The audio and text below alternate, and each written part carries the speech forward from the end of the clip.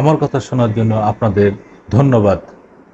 প্রধানমন্ত্রীকে পদত্যাগ করতে বলায় পলককে মারতে আসেন ওবায়দুল কাদের। একথা কি আদৌ সত্য?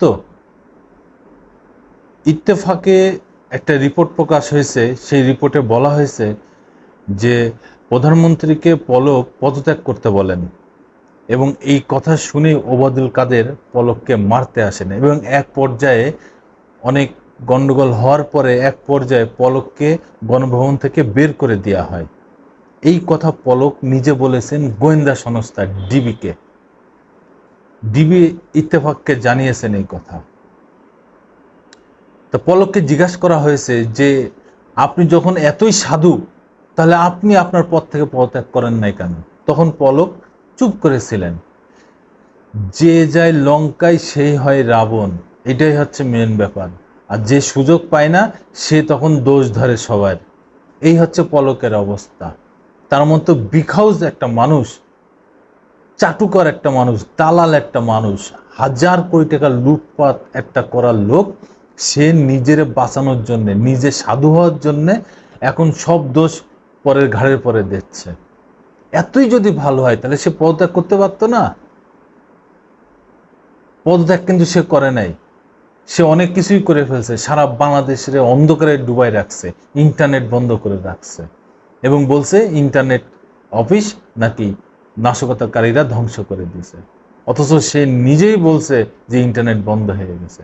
অথচ পরবর্তীতে দেখা গেল যে সেই বিল্ডিংয়ে কোনো কিছুই হয়নি, এটা ফুলের টোকাও লাগেনি। প্রতিনিয়ত এইভাবে তারা গুজব ছড়িয়ে গেছে জনগণের মাঝে। অথচ তারা মুখে কত বড় বড় বলে আড়াই যে হচ্ছে জনগণের গুজব ছড়াচ্ছে। আর তারা সাধু সন্ন্যাসী, সাধু সুপুরুষ। তাদের মতো সুপুরুষ পৃথিবীতে আর কোথাও নেই, শুধু বাংলাদেশেই আছে। ইত্তেফাকের জিনিসটা আপনাদের সাথে একটু পড়ে শোনাই, শুনেন।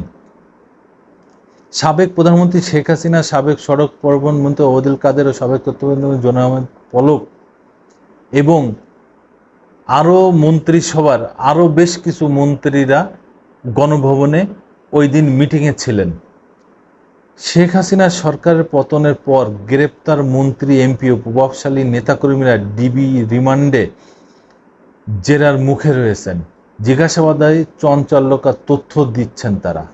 ছাত্র আন্দোলনের সময় অবস্থা বেগতিক দেখে শেখ হাসিনাকে প্রধানমন্ত্রীর পদে ইস্তফা দিতে বলেছিলেন সাবেক তথ্য ও প্রযুক্তি প্রতিমন্ত্রী জুনায়েদ আহমেদ পলক। এই নিয়ে সেদিন গণভবনে তুল কালাম হয়ে যায় বলে জানান পলক। ডিবি হেফাজতে থাকা আসামি সাবেক তথ্য প্রযুক্তি প্রতিমন্ত্রী জুনায়েদ আহমেদ পলক বলেন, সরকার পতনের এক দফা আন্দোলনের শেষ পর্যায়ে ৪ আগস্ট গণভবনে আওয়ামী লীগ এবং এর অঙ্গ সহযোগী সংগঠনের নেতাদের সঙ্গে বৈঠক হয়। সেখানে তিনি তৎকালীন প্রধানমন্ত্রী শেখ হাসিনাকে বলেছেন প্রয়োজনে তাকে বলি দেওয়া হোক, মানে পলক এই কথা বলছে, তবুও শিক্ষার্থীদের আন্দোলন বন্ধ করা দরকার।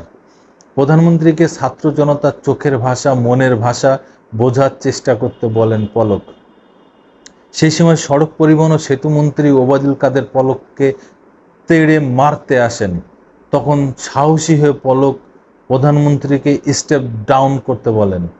আওয়ামী লীগকে মানুষ ঘৃণা করছে, থুতু দিচ্ছে বলার পর পলককে গণভবন থেকে বের করে দেওয়া হয় বলে রিমান্ডে জানান তিনি।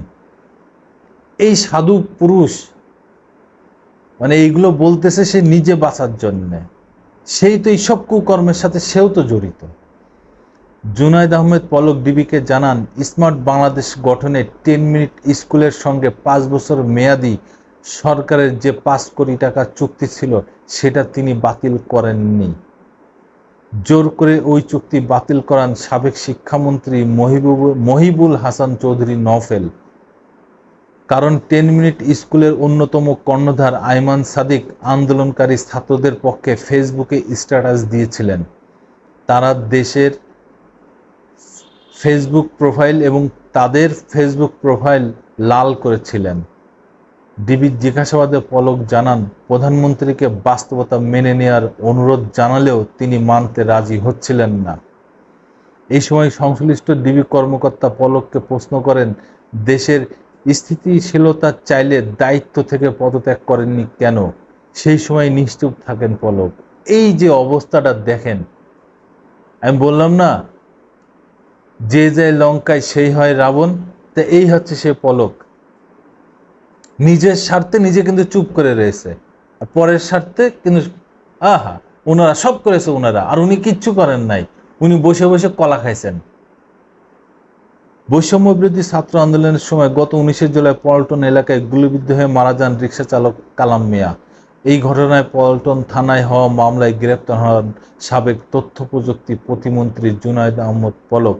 নিরাপত্তার কারণে তাকে ঢাকা মহানগর গোয়েন্দা পুলিশের ডিবি কার্যালয়ে রাখা হয়। এই হচ্ছে অবস্থা সাবেক মন্ত্রীদের। যারাই ধরা খাবে তারা সবাই তখনকার শেখ হাসিনার পরে দোষ চাপাচ্ছে। শেখ হাসিনা যেমন সারা বাংলাদেশের ছাত্র জনতার উপরে নির্মমভাবে অত্যাচার চালিয়েছিল, আর এরা তার সহযোগী। এই সহযোগীরা কেন কেন কেন কেন শেখ হাসিনার অর্ডার পালন করেছিলেন?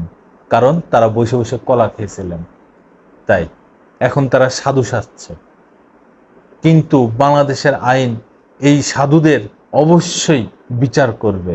বাংলাদেশের ছাত্র জনতা 2024 সালের 5 আগস্ট নতুন করে দেশ স্বাধীন করেছে। তাদের আইনের আওতায় এনে বিচার করা হবে। তারা দুর্নীতিগ্রস্ত, তারা দেশের সবচেয়ে বড় বড় দুষ্কৃতকারী। তারা দেশের বাইরে বাংলাদেশের লক্ষ লক্ষ কোটি টাকা, হাজার হাজার কোটি টাকা দেশের বাইরে পাচার করেছে, তারা দুর্নীতি করেছে। তাদের বিচার করতে হবে। তারা ছাত্র জনতার আন্দোলনে নির্মমভাবে গুলি চালিয়েছে, কত ছাত্র জনতা মারা গেছে। এদের সবাইকে বিচারের আওতায় এনে অবশ্যই কঠিন থেকে কঠিনতম শাস্তি নিশ্চিত করতে হবে। আমি প্রিন্স আবার আসবো নতুন কোনো কথা নিয়ে, নতুন কোনো ঘটনা নিয়ে। ধন্যবাদ।